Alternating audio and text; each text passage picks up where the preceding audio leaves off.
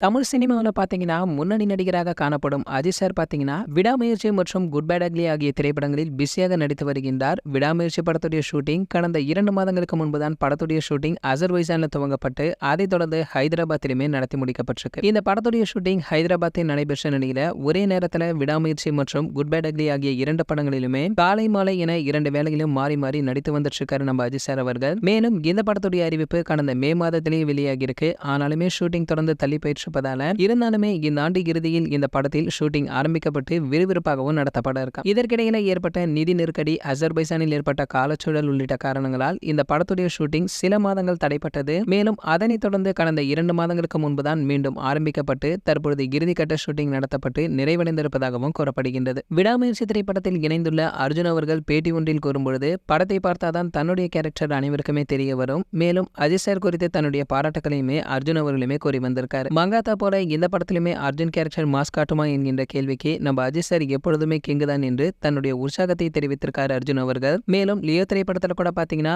அர்ஜுன் அவர்களுடைய கேரக்டர் அனைவரையுமே கவர்ந்திருக்க நிலையில தற்பொழுது விடாமுயற்சி படத்துல மாஸ் காட்டுவார் என்றும் எதிர்பார்க்கப்பட்டிருக்கு. சரி, ஓகே, இது போன்ற சினிமா பிரபலங்களை பற்றி நீங்க உடனே தெரிஞ்சுக்க நம்மளுடைய சினிமா கொட்டையான நம்ம சேனலை சப்ஸ்கிரைப் பண்ணிட்டு பக்கத்துல உள்ள பெல் ஐகானை கிளிக் பண்ணிட்டீங்கன்னா நீங்க நம்ம வீடியோவை மிஸ் பண்ணாம பார்க்கலாம்.